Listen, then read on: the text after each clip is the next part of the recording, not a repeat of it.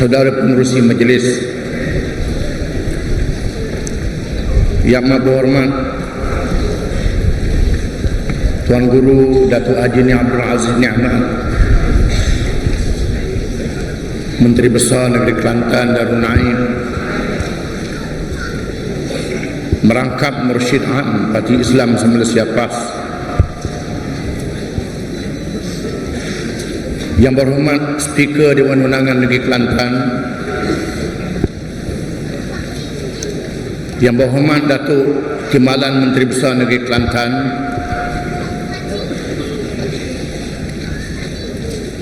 yang berhormat ahli-ahli Majlis Mesyuarat Kerajaan Negeri,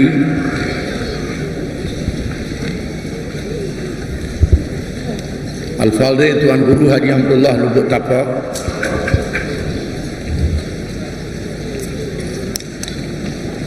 yang dihormati para tetamu yang merupakan tokoh-tokoh pentadbiran dan tentera, Datuk Muhammad Amir Yaakob dan Brigadier Jeneral Haji Abdul Ghani Mahmuddin,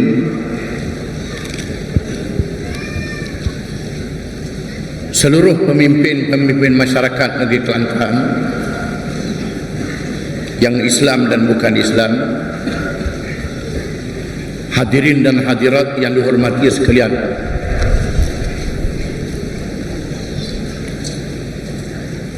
Sepatutnya majlis pada malam ini disiar secara langsung oleh RTM dan TV3, kerana berita-berita yang disiarkan oleh RTM, TV3 dan akhbar-akhbar yang dikuasai oleh kerajaan terlalu ramai rakyat Kelantan dan Terengganu yang masuk UMNO. Boleh jadi orang-orang luar Kelantan dan Terengganu menyangka di Kelantan ni tinggal Tok Guru seorang. Begitulah rakyat di seluruh negara dikelirukan. Walaupun rakyat negeri Kelantan dan Terengganu telah menunjukkan satu sikap yang patut dicontohi dan diikut oleh rakyat negeri lain,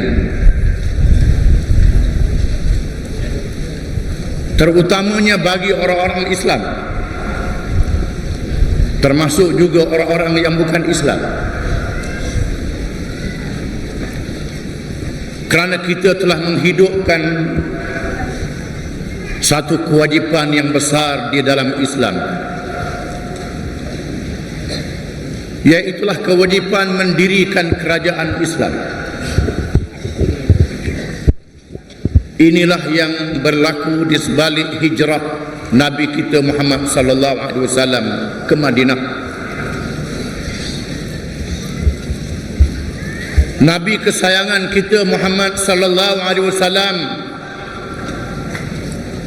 berhijrah dari Mekah ke Madinah bukan macam orang berhijrah ke Felda Jengke untuk tanam kelapa sawit, bukan macam orang Kelantan Terengganu berhijrah ke Mersing untuk ke laut, bukan macam orang berhijrah ke Singapura untuk kerja buah bangunan, bukan macam orang berhijrah ke Kuala Lumpur kerana nak berniaga di sana. Nabi kita Muhammad sallallahu alaihi wasallam berhijrah ke Madinah kerana menunaikan satu kewajipan yang besar, iaitulah mendirikan kerajaan Islam. Kewajipan yang diisytiharkan oleh Allah di hadapan malaikat sebelum diciptakan Nabi Adam alaihi salam. Wa idh qala rabbuka lil malaikati inni ja'ilun fil ardi khalifah. Dan ingatlah ketika Tuhanmu berfirman kepada malaikat, sesungguhnya aku akan jadikan di atas muka bumi itu khalifah. Makna khalifah itu dihuraikan oleh ulama-ulama kita. Di antaranya Imam Qurtubi di dalam tafsirnya menyatakan bahawa ayat ini menyatakan wajibnya diwujudkan kepimpinan yang mendirikan pemerintahan Islam.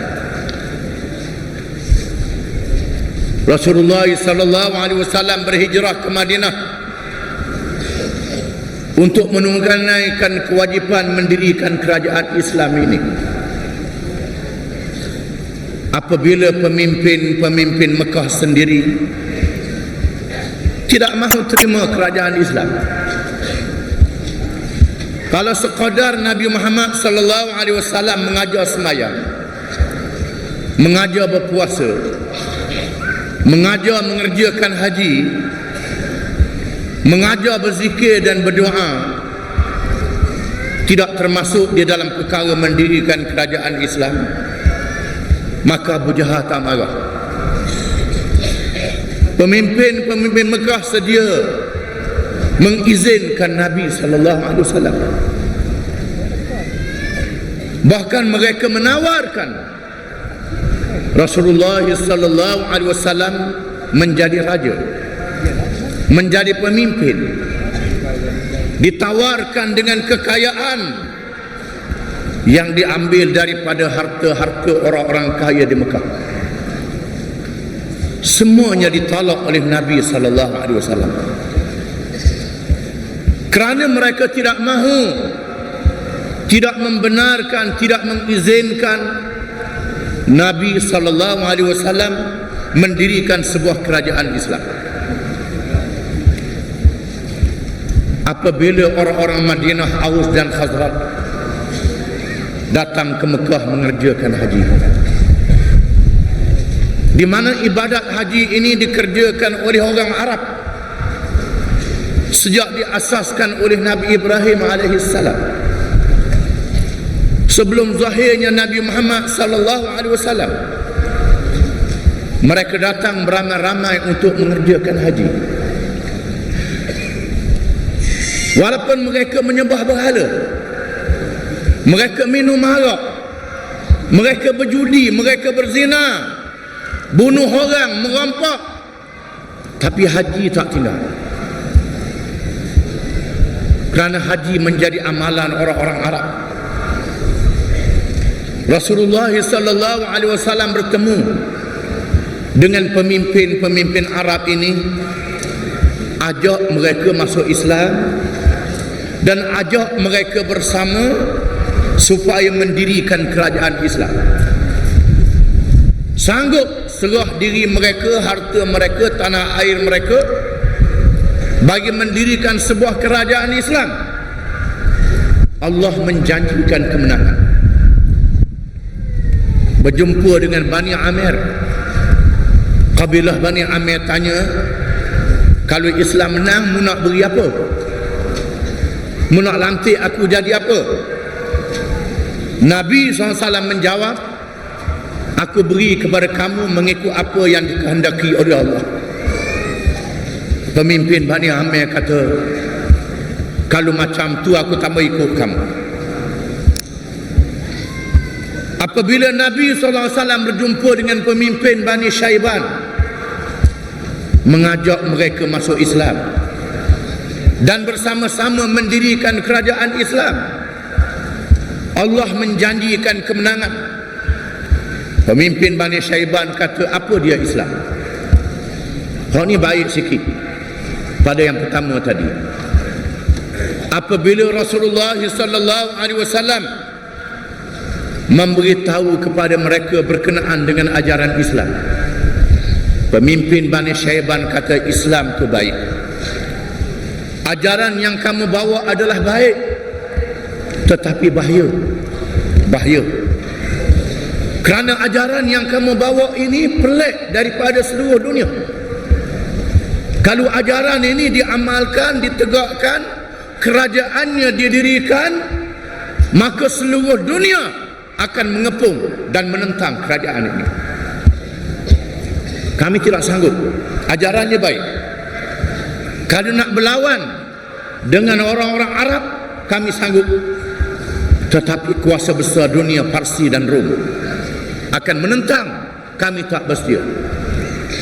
Jawab Rasulullah sallallahu alaihi wasallam, orang yang sanggup bersama dengan aku mestilah orang yang bersedia menghadapi cabaran yang datang dari seluruh pelosok dunia. Baik, kamu betul terang. Bila kamu dengar Islam sudah menang, sila kamu datang. Akhirnya Rasulullah sallallahu alaihi wasallam berjumpa dengan Aus dan Khazraj, iaitulah dua kabilah Arab yang datang dari Madinah.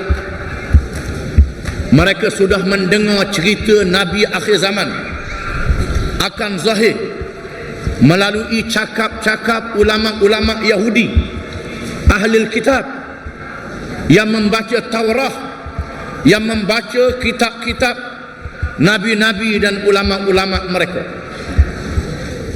Apabila mereka datang ke Madinah, mereka melihat bumi Madinah ada tanda-tanda tempat hijrahnya Nabi akhir zaman. Mereka menceritakan perkara ini kepada orang-orang Arab Aus dan Khazraj yang duduk di Madinah pada masa itu. Oleh kerana itu, apabila Nabi SAW bertemu dengan pemimpin Aus dan Khazraj, ajak mereka masuk Islam dan ajak mereka sama-sama mendirikan kerajaan Islam, Allah menjanjikan kemenangan. Mereka terus masuk Islam dan mereka terus berbai'ah, berjanji setia di hadapan Rasulullah sallallahu alaihi wasallam. Mereka berjumpa Rasulullah SAW di Mina di waktu malam yang sunyi. Mereka bertanyakan Rasulullah, ala ma nubayyuka ya Rasulullah, di atas apakah Rasulullah hendak kami berjanji dan bersetia? Sabda Rasulullah sallallahu alaihi wasallam, bayi'uni ala as-sam'i wat ta'ati fi an-nashati wal kasal wa ala an-nafaqati fil usri wal yusr wa ala al-amri bil ma'ruf wan nahyi 'anil munkar wa ala an taqumu fillah wa la ta'khudhukum billahi lawmatu la'im wa ala an tansuruni wa tamna'uni mimma tamna'una minhu ahlikum wa amwalakum falakumul jannah. Aku nak supaya kamu berjanji kepada aku. Yang pertama, kamu dengar dan kamu taat perintah aku di masa rajin dan di masa malas. Sama ada kamu rajin, kamu malas, bila aku perintah kamu ikut. Ini yang pertama. Yang kedua, kamu berjanji untuk membelanjakan harta benda kamu bila aku minta. Sama ada di masa kamu senang ataupun kamu susah. Aku tak berjanji nak beri harta kepada kamu, tapi aku minta memberi hartamu kepada kami. Di masa senang, di masa susah, kerana nak menegakkan Islam. Yang ketiga, kamu berjanji untuk menyuruh kepada yang baik dan mencegah kemungkaran. Yang keempat, kamu berjanji untuk bangun bersama dengan aku menyatakan yang benar, tidak mempedulikan celaan orang yang mencela. Dan yang kelima, kamu berjanji untuk menolong aku dan mempertahankan aku sebagaimana kamu mempertahankan harta benda dan keluarga kamu. Allah menjanjikan syurga kepada kamu. Satu janji yang sangat berat. Lalu mereka bangun seorang demi seorang, memegang tangan Rasulullah SAW, berjanji untuk melakukan perkara itu. Setelah sudah berjanji salah seorang daripada pemimpin Aus dan Khazraj bangun bertanya kawan-kawannya, wahai rakan-rakan sekalian, adakah kamu faham apa makna janji ini? Kamu mengerti apa makna janji ini? Makna janji ini ialah kamu akan berdepan dengan seluruh pelosok dunia yang akan menentang kamu. Mereka jawab, kami faham wahai Rasulullah. InsyaAllah kami akan tunjukkan keikhlasan kami kepada Rasulullah. Apabila terbentuknya golongan ini bersama dengan orang-orang Islam yang telah diuji selama 13 tahun di Mekah, maka berlakulah hijrah dan didirikan sebuah kerajaan Islam. Itulah tujuan hijrah Nabi SAW, untuk mendirikan kerajaan Islam. Kerajaan Islam yang menunjukkan keadilan kepada semua manusia. Kerajaan Islam yang menjadikan Islam agama yang memerintah, bukan agama yang diperintah. Apa yang berlaku pada hari ini di bawah Barisan Nasional, agama Islam diperintah, bukan agama Islam yang memerintah. Oleh kerana itulah kita menolak UMNO. Kita tak boleh bersama dengan UMNO. Mereka mengaku Islam, tapi mereka perintah Islam, bukan Islam perintah mereka. Ini masalahnya. Negara Islam yang didirikan oleh Rasulullah SAW nak beri keadilan kepada semua rakyat. Oleh kerana itu, negara Islam itu diterima oleh orang Yahudi, bukan Islam, di kalangan Bani Quraizah, Bani Qainuqa, Bani Nadir. Diterima oleh orang-orang Kristian Najran, diterima oleh orang-orang Majusi, diterima oleh orang-orang Arab yang belum Islam, tetapi mereka benci kepada kezaliman. Apabila adanya kumpulan ini, Rasulullah SAW telah memeteraikan satu perjanjian yang dikenali dengan Sahifah Madinah ataupun Piagam Madinah. Di dalam perjanjian ini ada satu ayat, satu rukun yang wajib kerajaan Islam, kalau nak jadi kerajaan Islam sungguh, kena ikut ayat ni. Kalau tak ikut ayat ni, bukan kerajaan Islam.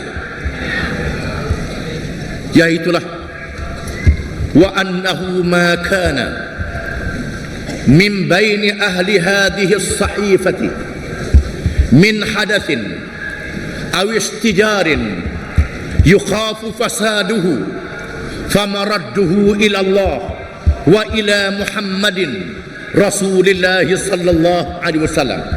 Ini ayat di dalam perjanjian Madinah.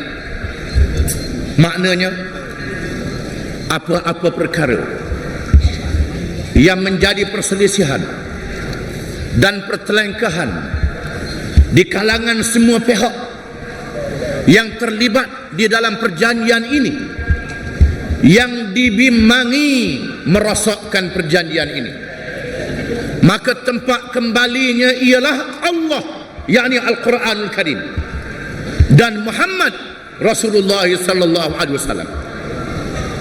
Inilah rukun kerajaan Islam, dan rukun ini diamal oleh seluruh kerajaan Islam.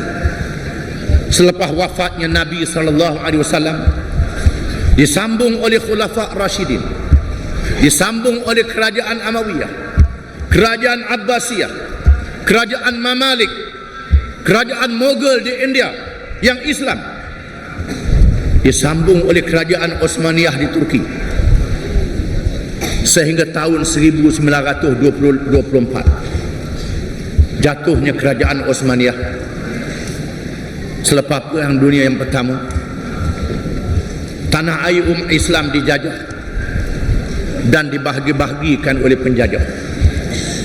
Sejak itu kerajaan Islam dihilangkan, dan ringkas ceritanya, golongan penjajah ini sangat bimbang kerajaan Islam balik semula. Bukan mereka tak tahu Islam ni baik, Islam ni adil. Islam adalah adil. Mereka takut Islam menguasai dunia, memimpin dunia. Mereka tak sih Islam memimpin dunia. Oleh kerana itu mereka menghalang kerajaan Islam ni didirikan semula. Kerana kerajaan Islam ini kalau didirikan, keadilannya melibatkan seluruh manusia. Sebagai contoh, apabila Nabi SAW masuk Mekah, Mekah ditawan, berlakunya pembukaan Mekah. Nabi nak masuk ke Baitullah, nak masuk ke dalam Kaabah. Yang memegang kunci Kaabah ialah seorang yang bukan Islam, nama dia Osman bin Talha Al-Abdari, daripada kabilah Bani Abdiddar. Mengikut pembahagian tugas di kalangan suku-suku kaum pemimpin keluarga di Mekah, ada yang jaga air Zam-Zam, ada yang jaga pertahanan, ada yang jaga tetamu mengerjakan haji, ada yang jaga kunci Kaabah. Yang jaga kunci Kaabah ialah keluarga Bani Abdiddar. Kebetulan di masa itu yang pegangnya ialah Osman bin Talha Al-Abdari. Osman bin Talha dipanggil untuk buka pintu Kaabah. Tiba-tiba Sayyidina Ali rebut kunci. Rebut kunci daripada Osman bin Talha. Kerana Osman bin Talha pada masa itu tak masuk Islam lagi. Bila Sayyidina Ali rebut kunci, Allah Ta'ala menurunkan ayat. Firman Allah Ta'ala, Inna Allah ya'murukum an tu'addul amanati ila ahliha wa idha hakamtum bainan nasi an tahkumu bil adl.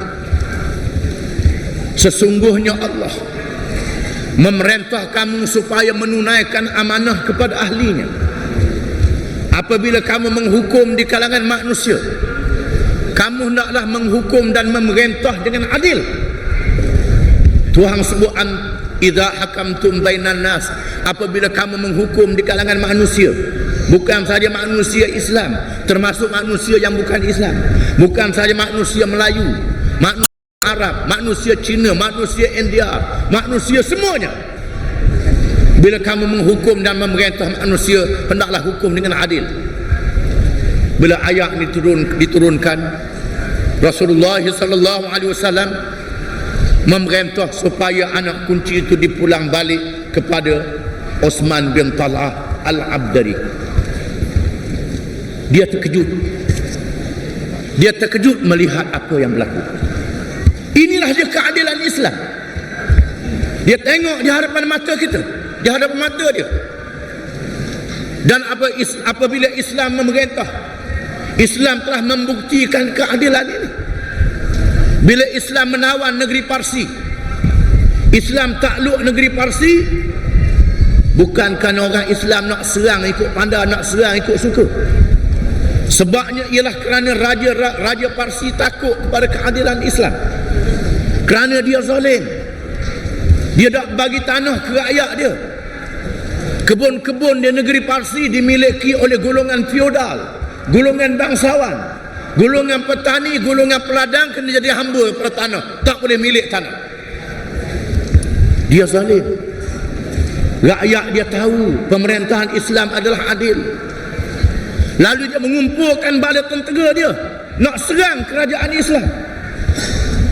Akhirnya orang Islam bertindak balas.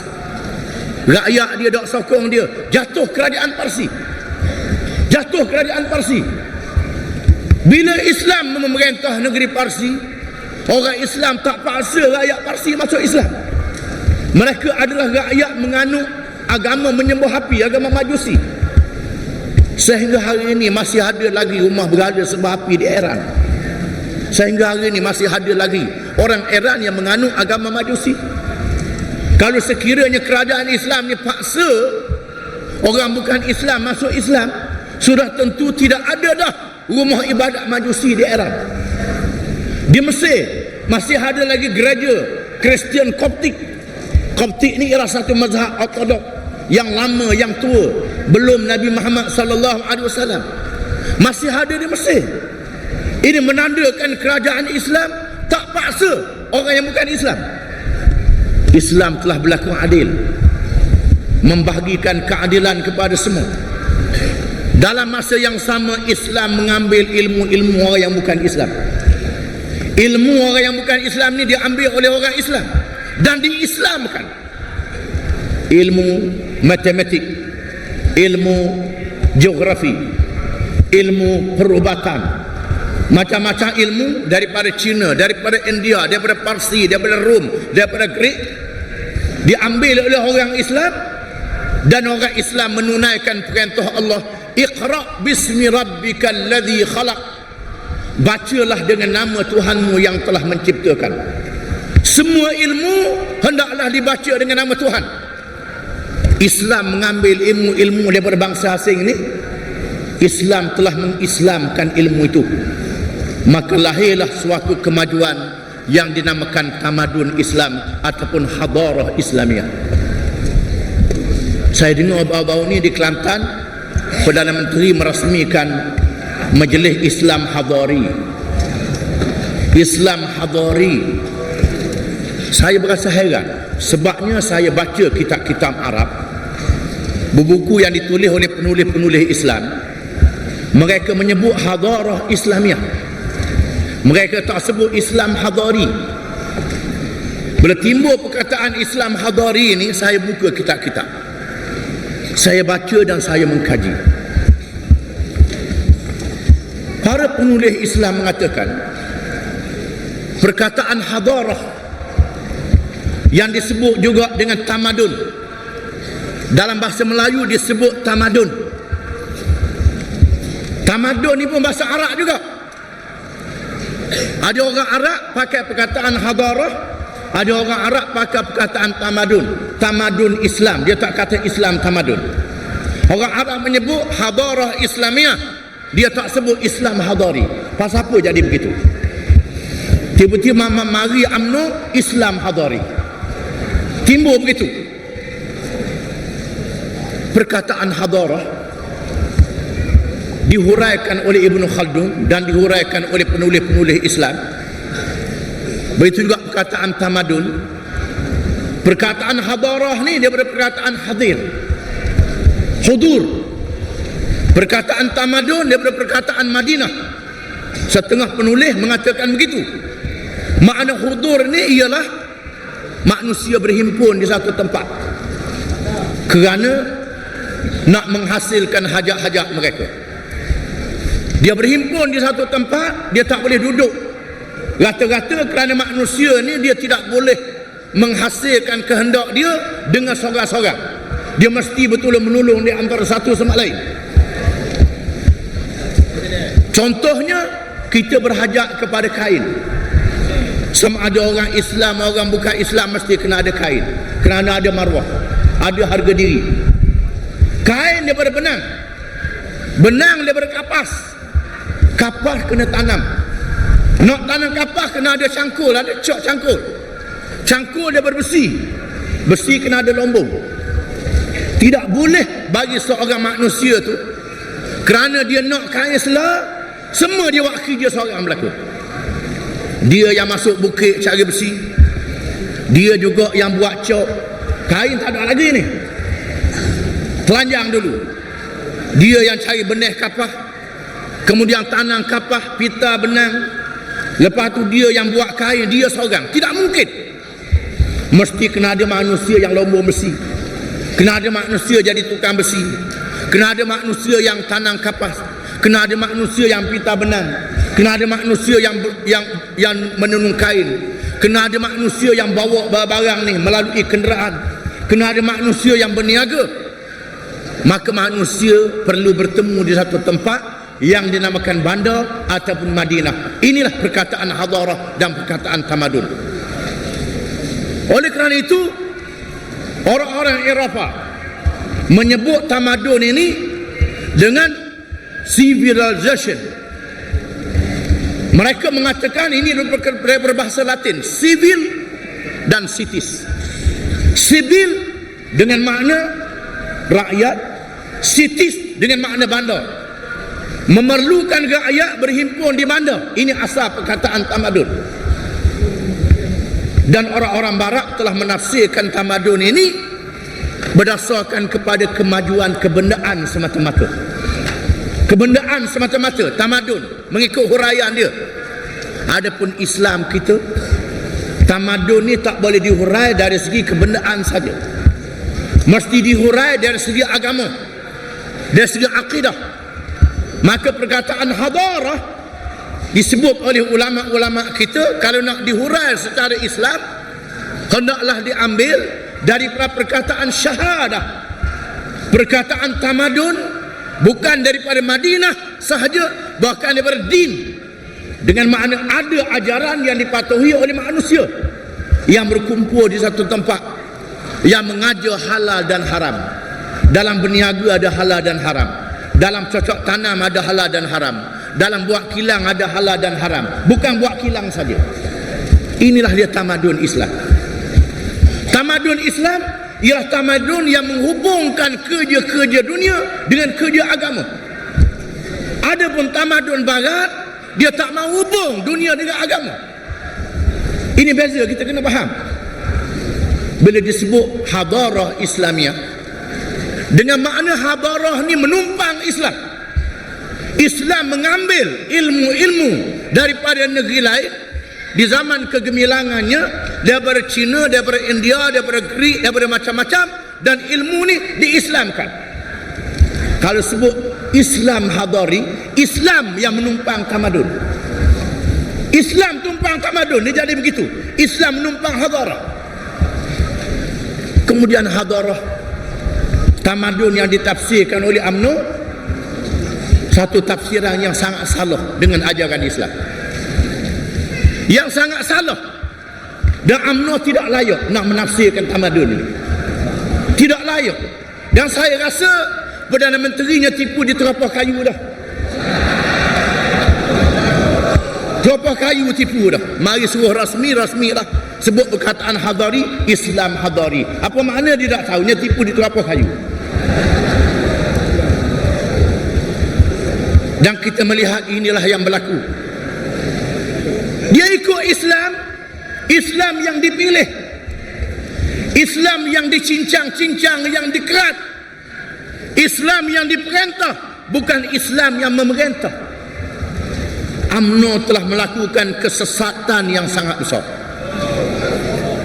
Yang pertama, dia mengambil alih kerajaan yang disuruh oleh orang putih.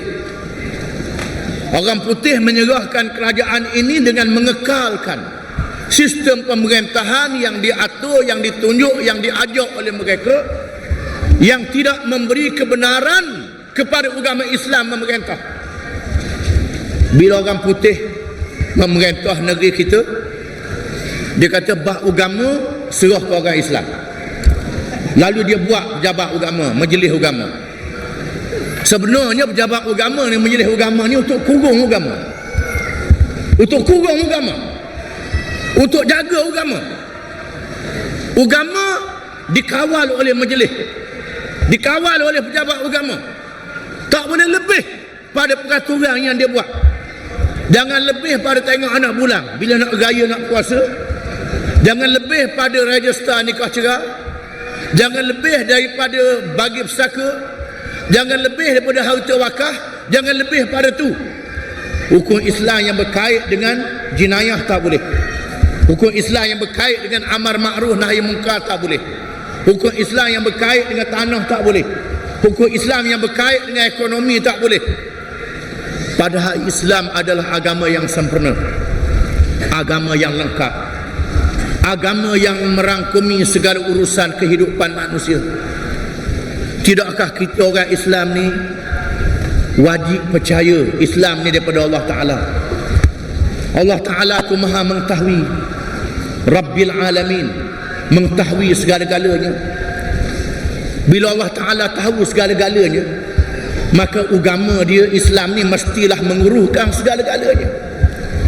Bila kita kerak agama Islam dalam bab semayang saja, puasa saja, zakat saja, haji saja, dalam bab merintah negeri tak ada, kita ambil alih seolah-olah kita mengatakan Allah Ta'ala tak reti dalam peraturan negeri. Allah Ta'ala tak reti dalam bab jenayah. Allah Ta'ala tak reti dalam bab mengendalikan urusan tanah. Allah Ta'ala tak reti dalam bab mentadbir negara. Inilah dia perkara yang dijelaskan oleh Nabi kita Muhammad sallallahu alaihi wasallam. Nabi kita mendirikan kerajaan Islam di Madinah untuk mengajar orang Islam bagaimana nak buat kerajaan. Sebagaimana wajib kita ikut Nabi dalam perkara sembahyang, kita ikut Nabi dalam perkara nikah kahwin, kita ikut Nabi dalam perkara harta pusaka, maka wajib kita ikut Nabi dalam mendirikan kerajaan. Kewajipan yang diajar oleh Nabi ini telah dimusnahkan. Benar sebagaimana disebut oleh Nabi SAW dalam satu hadis, la yunqadanna ural islami urwatan urwatan fakullama intaqadat urwatun tashabbatha an-nasu billati taliha fa awwaluhunna naqda al-hukmu wa akhiruhunna as-salah. Tali yang mengikat ajaran Islamnya akan dirombak. Tali yang mengikat, yang disimpul kemah-kemah untuk memegang ajaran Islam dirombak dan dirongkai. Nabi bersabda, apabila satu simpulan dirombak, manusia akan berpegang dengan simpulan yang masih ada. Simpulan yang pertama dirombak ialah ajaran yang berkait dengan al-hukmu, yang berkait dengan pemerintahan, yang berkait dengan hukum hakam. Ini dirombak oleh orang Islam. Jatuhnya kerajaan Utsmaniyah, orang Islam tidak lagi menunaikan kewajipan ini. Dan hari ini kita menghidupkan semula. Yang sudah dirombak ini kita ikat semula. Bermakna kita telah menunaikan satu kewajipan yang besar. Adalah menjadi kewajipan kepada kita di Kelantan, di Terengganu yang sudah menang ni, mempertahankan apa yang kita ikat ni. Jangan rombak lagi. Ini merupakan satu harga yang sangat besar yang Allah Ta'ala beri kepada kita. Kita mesti mempertahankan, mesti menegakkan, mengukuhkan, dan kita mesti ajak negeri-negeri lain, kerana inilah yang menyelamatkan manusia di dunia dan di akhirat. Kita macam-macam, akhirnya Tuhan bayar dengan harga cash. Tuhan bayar dengan harga cash. Menengkaknya jenayah, menengkaknya rogol dengan jumlah yang begitu hebat, sehingga berlakunya perkara yang melampaui batas. Sumbang mahram, ayah terhadap anak, toki itu ayah, datuk terhadap cucu. Berlakunya budak yang kecil yang di bawah umur dirogol. Berlaku di sana, di sini. Akhirnya semua pihak berbahas, berbincang macam mana nak buat ni, macam mana nak hadapi perkara ni, macam mana nak menangani masalah rogol. Dia buat musyarak sama-sama dia. Timbul macam-macam cadangan. Ada cadangan suruh buat cawak besi, ada cadangan suruh kasih, cadangan suruh kerak, cadangan suruh macam-macam. Ini menandakan bahawa sesat, fikirannya sesat. Padahal sudah ada ayat Quran, sudah ada hadis Nabi sallallahu alaihi wasallam. Kita dah beritahu. Jangan malu, jangan segan kerana PAS beritahu. Oh, kalau ikut kan ikut PAS pula. Ini bukan masalah PAS, ini masalah kita dengan Tuhan, masalah kita dengan Allah Ta'ala. Hukum yang diwajibkan oleh Tuhan. Sekarang ni Allah Ta'ala dah jelaskan kepada kita benarnya perjuangan kita, betulnya perjuangan kita. Walaupun dia nak buat macam-macam, sekat cara sekat. Bila suat khabar lapor ada penyelewengan tanah di Kelantan, BPA mari siasat selalu. Bila suat khabar lapor ada penyelewengan balok di Terengganu, kerana balok beri kepada anak dara, BPA terus dia siasat selalu. Ada esko beri zakat ke anak dia, BPA pergi siasat selalu. Terjun tak tangga, BPA pergi siasat. Alhamdulillah BPA ni rajin. Kalau dengan Kelantan, dengan Terengganu, dia rajin mari siasat. Kalau dengan UMNO kerajaan pusat, dia malah. Sampai 20 tahun baru siasat. 20 tahun, 30 tahun baru ambil ereksia. Ambil ereksia pun tolak kursi dah dah. Masa gagah tak berani. Dia ambil hak yang lemah, yang tak gerak. Dia ambil tindakan. Itu pun 20 tahun, belah tahun. Terengganu dengan Kelantan terjun dak tangga mari. Alhamdulillah, BPR dia sayang ke kita. Dia sayang ke Kelantan dengan Terengganu ni, dia nak jaga sungguh-sungguh. Oleh kerana itu kita selamat. Dia siasat di Terengganu, saya nak cerita Terengganu. Kerana katanya balok terberi kepada seorang anak dara. Balok kawasan Yayasan Terengganu. BPR beri siasat, kita beri kerjasama. Serah pakai ke BPR. BPR buka. Tengok pakai. Yayasan Terengganu dia ada kawasan dia nak buat ladang. Kawasan tu adalah balok. Balok tu nilainya sejuta lebih. Sejuta lebih-lebih. Maka ada 3 syarikat yang buat permohonan. Syarikat yang pertama 1 juta. Syarikat yang kedua 1.2 juta. Syarikat yang ketiga 1.5. Maka kita beri pada yang paling tinggi lah. Hak yang tinggi sekali 1.5. Kita tak tahu syarikat tu anak dara ke anak tuna ke apa, kita tak tahu. Itu bukan kerja kita. Kerja kita ni syarikat yang paling tinggi. Kalau nak tanya anak dara, tanya majlis, tanya pejabat agama yang tanya kita. BPR bagi siasat, alhamdulillah. Lepas tu anak esko terima zakat. Oleh kerana kita ada Terengganu, bila dia rapah royalti minyak dia rapah. Royalti ni merupakan 80% daripada hasil negeri Terengganu. Bila dia rapah 80%, cuba adik kakak fikir, kalau kita belanja RM100 sebulan, nyerapah RM80, tinggal RM20, nak belanja macam mana? Cuba adik kakak fikir. Orang UMNO kata tahan 3 bulan, ada kata tahan 4 bulan. Macam Kelantan itu juga. Alhamdulillah kita boleh bertahan 4 tahun. 4 tahun kita bertahan. Dia fikir macam mana? Bila dia rapah royalti, orang beri zakat ke Terengganu. Tahun 99 kita terima zakat 11 juta. Tahun 2000 kita terima zakat 21 juta. Tahun 2001 kita terima zakat 27 juta. Tahun 2002 kita terima zakat 34 juta. Tahun 2003 baru ni kita terima zakat 40 juta. Tu dia. Tu dia. Kemudian kita tebang balok. Masa dia hari tu tebang balok banyak, piti sikit. Masa kita tebang balok sikit, piti boleh banyak ke kerajaan. Itu bezanya. Alhamdulillah, bila duit zakat banyak, maka kita buat keputusan. Semua anak-anak Terengganu yang belajar, kita nak beri duit zakat, nak beri bantuan. Yang belajar di Mesir, belajar di Syria, belajar di mana, nak beri duit zakat. Maka pegawai-pegawai kita pergi ke Mesir, pergi ke Jordan, pergi ke Yaman, pergi ke mana-mana, ambil nama budak-budak ni. Maka semua budak-budak ni beri nama belaka, termasuk anak esko. Maka dia terima juga zakat. Zakat ni ada 8 bahagian. 8 bahagian. Innamas sadaqatu lil fuqara wal masakin. Ini ayat Quran. 8 bahagian. Fakir, miskin, amil, muallaf, orang yang berhutang, orang yang sabilillah, ibnu sabil, hamba yang nak dimerdekakan. 8. Setengah ulama mengatakan kena beri ke 8 ni.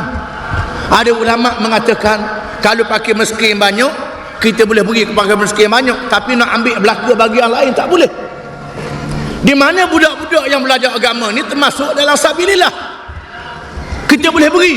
Walaupun dia kaya, walaupun dia senang, sabilillah boleh ambil bahagian. Tok guru yang mengajar agama, kita beri bahagian sabilillah. Yang mengajar Quran, beri bahagian sabilillah, walaupun dia kaya. Kedua dalam TV, pemimpin UMNO Terengganu, apalah kerajaan PAS ni tak erti. Beri zakat ke anak esko, tak beri ke pakai miskin, ibu tunggal, anak yatim. Ibu tunggal masuk dapat zakat juga. Ibu tunggal kalau dia kaya tak boleh.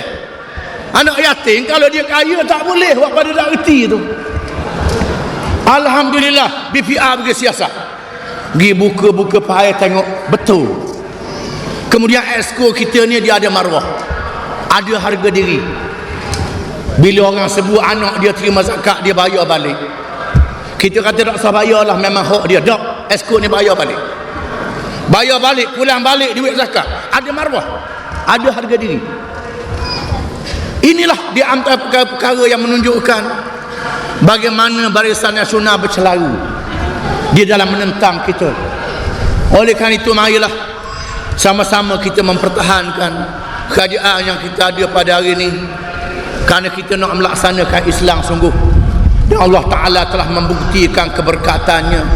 Makna berkat ni walaupun hasil sikit kita boleh meretah, hasil banyak meretah celaru, itu menandakan tak berkat. Alhamdulillah kita telah mewujudkan suatu kerajaan Islam. Marilah kita pertahankan kerajaan Islam.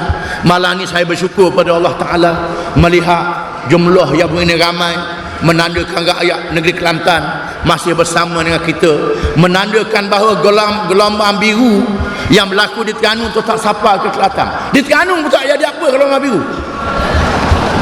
Gelombang hijau di Terengganu, gelombang biru tak ada. Gelombang biru ni kalau kita pergi tepi laut, gelombang biru ni ombak tak kuat. Kalau ombak kuat ni gelombang hijau, dia naik habis lumuk-lumuk naik. Tu baru kuat sungguh. Kalau gelombang biru dah ada apa? Saya rasa cukuplah sekali itu, nak pergi kita tunggu pula. Wabillahi taufiq wal hidayah. Wassalamualaikum warahmatullahi wabarakatuh. Takbir.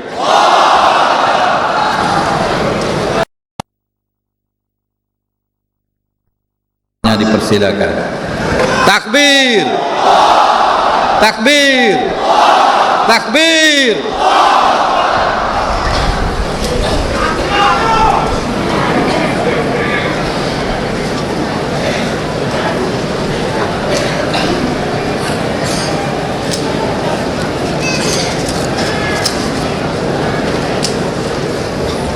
Assalamualaikum warahmatullahi wabarakatuh. أعوذ بالله من الشيطان الرجيم بسم الله الرحمن الرحيم ولولا دفع الله الناس بعضهم ببعض لفسدت الأرض. Sekiranya tidak ada persaingan di kalangan sama manusia, tentu akan rusak langit dan bumi. Sallallahu alaihi wasallam. Yang mulia saudara pengurusi majlis, rangkap di mana speaker kerajaan negeri, Yang Berhormat Datuk Haji Abdul Halim Abdul Rahman, pengarah program pimpinan Mimpin Bersama Rakyat Kelantan, Yang Berhormat Datuk Seri Tuan Guru Haji Abdul Halim Awang, Menteri Persatuan Darul Iman, Yang Berhormat Tuan Speaker, Yang Berhormat Speaker Dun Kelantan, Yang Berhormat Ahli Esko Kerajaan Negeri, Yang Berbahagia Datuk Muhammad Amin bin Yaakob, bekas Ketua Pengarah bermacam-macam agensi, Yang Berbahagia Brigadier Jeneral Bersara Haji Abdul Hani Haji Muhammaduddin, adik-adik yang berhormat, beri peluang rakyat belajar. Sedangkan belajar ni jadi daging darah orang Islam. Apa saja ilmu kita belajar, lebih lagi ilmu Islam. Dan ilmu Islam yang kita minta ni, yang kita nak belajar ni ialah ilmu untuk pilihan raya.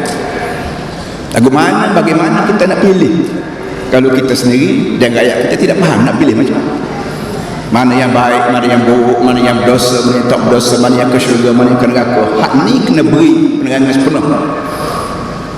Dan peluang kita buat di jeli, jadi sekat. Nyebab orang repah pemarah, orang amu dia nak jual pemarah. Lebih lagi kawan kita yang telah datang daripada luar negeri, daripada Terengganu, daripada Perak, daripada Johor, menggunakan kereta, nyumpah terhadap tindakan-tindakan tertentu di Kelantan. Orang yang nak jual order pisang begitu banyak, order buah lima begitu banyak. Bila ceramah tak diberi, kera jeli pun tak habis nak makan.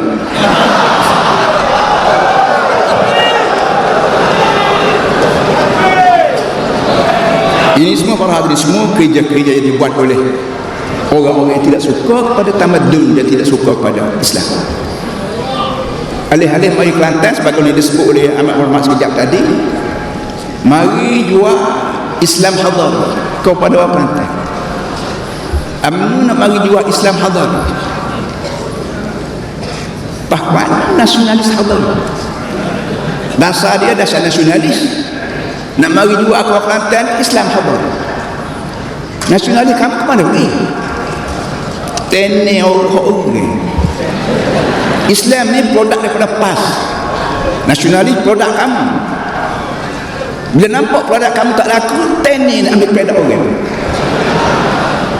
Ini pengedar Islam, jual Islam, bukan perjuangan mereka benar-benar Islam, tapi hanya edar barang orang. Ini rakyat kena faham bahawa mereka menipu kita. Dan bila mereka bawa mari Islam ke Kelantan, semua kita orang Melayu ajar orang India buat roti canai. India mana nak terima? Para hadirin sekalian,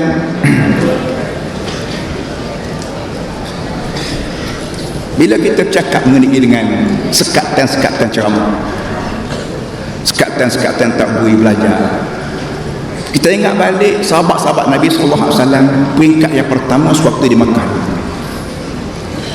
Bila orang Islam telah ditekan oleh Quraisy Makkah, begitu sekali hebat, Nabi kita beri peluang pada setengah-setengah sahabat dia berhijrah daripada Mekah ke Habasyah. Peringkat yang pertama hijrah ke Habasyah, peringkat yang kedua hijrah ke Madinah. Waktu orang ni hijrah ke Habasyah, termasuk bapa saudara Nabi sendiri sallallahu alaihi wasallam, Ja'far. Kerajaan Mekah berasa cemburu, bimbang takut dakwah Islam berkembang di Habasyah. Kerana Habasyah ketika itu dia diperintah oleh seorang raja yang Nabi sendiri sebut, raja ini Najashi, rajanya adil, cerdik, bijaksana.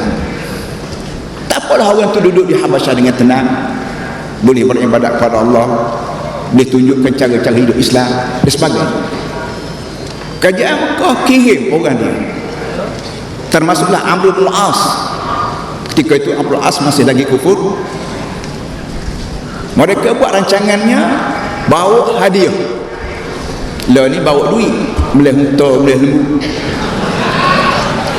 Dan dulu bawa hadiah kulit kambing, kulit unta, kulit apa semua sekali. Kerana kulit zaman itu memang sampai sekarang kulit ni berharga, untuk buat kasut, untuk buat baju, untuk buat atap, untuk buat dinding kemah.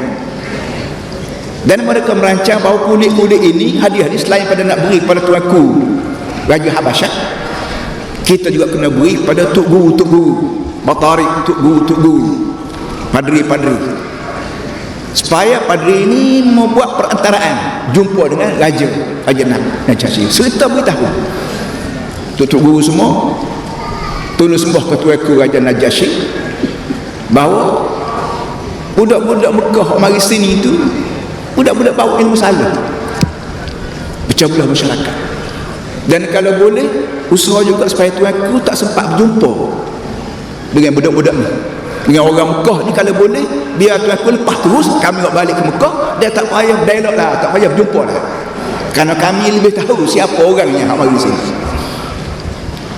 Padri-padri yang mengelilingi istana tuanku ni tak tahu apa pun. Dia sanggup bahawa dia akan sembah ke Raja Habasyah, supaya tuanku tak payah bertemu lah dengan orang ni pakar surah bola-bola. Artinya Quraisy telah mula berusaha untuk menyekat bebasan bersuara. Ini perkara yang perlu kita perhati.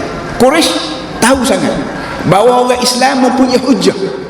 Dia tak ada duit, dia tak ada harta, dia tak ada pangkat, tapi dia memiliki hujah yang kukuh, yang menyebabkan hujah orang lain patah di atas suku. Dia bimbang takut orang ni bertemu dengan raja, orang ni boleh bercakap, boleh menerang, boleh itu, boleh ini, maka raja tak jadi nak kirim balik. Dia sudah tahu benar, tapi raja sebagai seorang raja, otaknya bergelega, pengalamannya banyak. Dia kata tak boleh, orang ni semua ni tetamu aku, tetamu beta.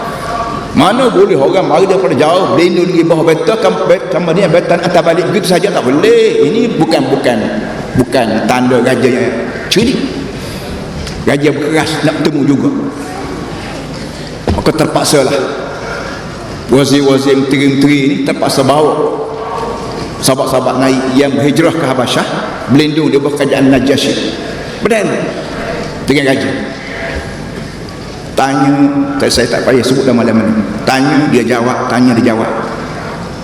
Akhir sekali dia kata, orang ni bukan bawa ajaran sesat. Orang ni bawa agama yang serupa dengan agama yang dibawa oleh Nabi Isa AS. Dan kebetulan Raja Habasyah adalah Raja Masihi, mengamal Injil, mengamal ajaran Nabi Isa. Jadi ketahui orang ni bukan bawa ajaran sesat. Setelah beta dengar sendiri dialog di antara beta dengan dia dan dia berjawab, maka jelas orang ni bukan bawa ajaran sesat, bawa ajaran Nabi Isa. Akhir sekalinya raja pulang balik, hadiah-hadiah, dan orang tu balik ke Mekah dengan keadaan tebal muka. UMNO di Malaysia ni, khasnya di Kelantan, tak beri kita dialog. Berapa kali nak muzakarah, dekat-dekat pilihan raya timbul muzakarah, dekat-dekat pilihan raya timbul muzakarah, tak pernah berlaku. UMNO tahu kita tidak ada apa, kita tidak ada penumbuk, kita tidak ada duit, kita tidak ada puasa, kita tidak ada apa saja, tak ada. Yang ada kitanya ialah Al-Burhan, hatu burhanakum in kuntum sadiqin. Islam mengajar kita, manusia semua, hai manusia, kalau tak percaya ajaran Nabi Muhammad, tunjuk dalil. Apa dalil, apa bukti? Dan Islam begitu sekali terbuka, wa inna au iyyakum la'ala hudan aw fi dhalalin. Nabi kata puak-puak kawan boleh jadi betul, boleh jadi salah. Buat demo boleh jadi betul, boleh jadi salah. Nak tahu betul kawan ke betul demo, salah kawan ke salah demo, baik kita berdepan. Ni ajaran Islam, bukan ajaran demokrasi saja. Islam nak depan. Nak panggil muzakarah ke, nak panggil wawancara ke, nak panggil wacana ke, nak panggil soal jawab ke, sebutlah. Tapi perlu berdepan. Tak boleh sikit-sikit ISA, sikit-sikit gari, sikit-sikit pecah belah. Ni mengarut. Bomi ni bukan bukan hak buat bersuara.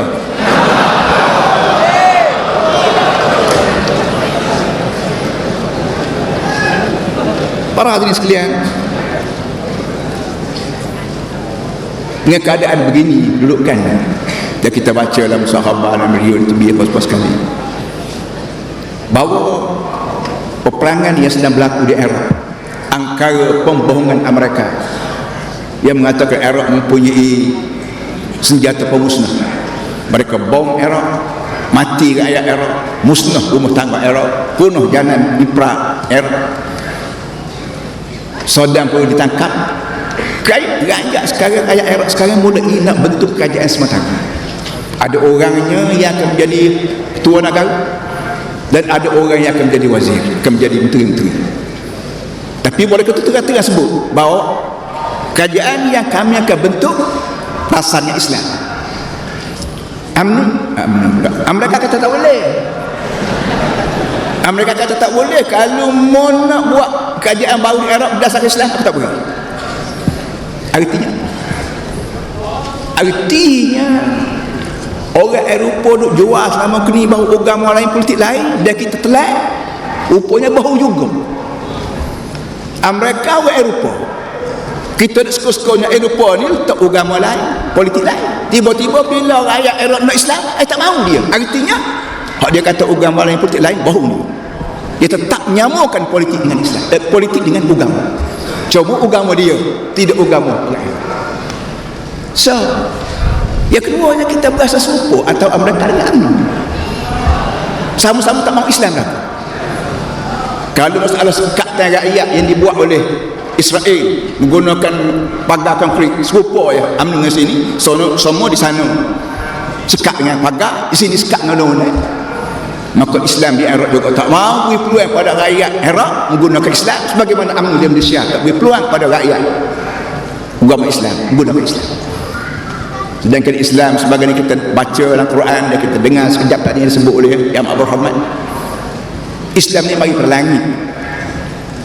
Belum pada turun dari bumi, Allah Ta'ala siap dah orang seorang menjadi tok guru namanya Muhammad bin Abdullah sallallahu alaihi wasallam. Benda ni berlaku sejak Nabi Adam terus sampai Nabi Nuh, sampai Nabi Ibrahim, entah berpuluh ribu tahun sampai pada kita hari ini. Hari ini kita bukan sekadar orang Melayu, tapi Melayu Muslim. Dan alhamdulillah, kalau zaman dulu orang Cina, orang India, orang Siam sebut kata Islam, orang tu takut. Sekarang alhamdulillah Allah Ta'ala buka pintu hati mereka, hasil pada doa kita, hasil pada jihad kita, hasil perjuangan kita. maka mereka sudah tidak takut. Dan malam ini datang beramai-ramai, ada daripada India, ada daripada Tionghoa, ada daripada Siam, ada lain-lain lagi. Mereka tunjuk muka terang-terang, tidak berlindung. Laki-laki perempuan mari berderu, dan sekejap tadi Datuk Dahlah Hamad mari juga. Ini para hadirin semua menandakan bahawa sekuasa-kuasa manusia, kuasa lagi Allah Subhanahu Wa Taala. Kita berdoa kepada Allah Subhanahu Wa Taala, kalau sekiranya hati perut ketua-ketua UMNO boleh beki lagi, minta Tuhan beki. Kalau tidak, tak boleh beki lah, minta Tuhan supah. Hidup tak ada dunia buat bumi, akhirat kalau jadi sapuh pada masyarakat.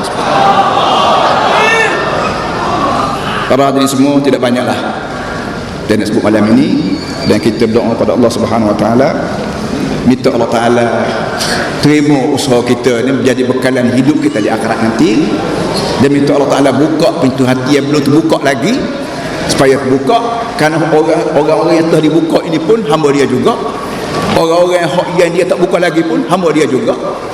Kalau Allah Taala boleh buka pintu hati kita, tak ada sebab ya Allah, ya Tuhanku, kamu tak buka sama hati-hati mereka. Ya kalau tak terbuka juga kan, kita minta Allah Taala supah dia, laknat dia, supaya tidak berkat hidup dia dunia akhirat. A'udzubillahi minasyaitonir rajim. Bismillahirrahmanirrahim. Alhamdulillahirabbil alamin, wassalatu wassalamu ala asyrafil mursalin sayyidina wa maulana Muhammad wa ala alihi wa sahbihi ajma'in. Allahumma rabbana zalamna anfusana wa in lam taghfir lana wa tarhamna lanakunanna minal khasirin. Rabbana wa tub alaina innaka antat tawwabur rahim. Allahumma ansuril islam wal muslimin wa ahlikil kafarata wal munafiqin wa dammir a'da'aka a'da'ad-din. Allahumma ij'al tha'rana 'ala man zalamana wa ansurna 'ala man 'adana. Allahumma ij'al tha'rana 'ala man zalamana wa ansurna 'ala man 'adana. Allahumma ij'al tha'rana 'ala man zalamana wa ansurna 'ala man 'adana. Allahumma inna 'ibadaka wa ima'aka fi Falastin wa fi al-Iraq وفي ششنا وكشمير قتلوا وشردوا وطردوا من ديارهم وأموالهم ودينهم. اللهم فرد كيد أعدائهم من اليهود الغاصبين والأمريكان المتجبرين والهنود الوثنيين والروسيين الملحدين على دحورهم. اللهم أحصهم عددا، اللهم اقتلهم بددا، اللهم لا تبق منهم أحدا. اللهم يا منزل الكتاب ويا مجري السحاب ويا هازم الأحزاب ويا سريع الحساب اهزمهم وانصرنا عليهم. وصلى الله على سيدنا ومولانا محمد وعلى آله وصحبه وسلم، والحمد لله رب العالمين. تكبير تكبير تكبير.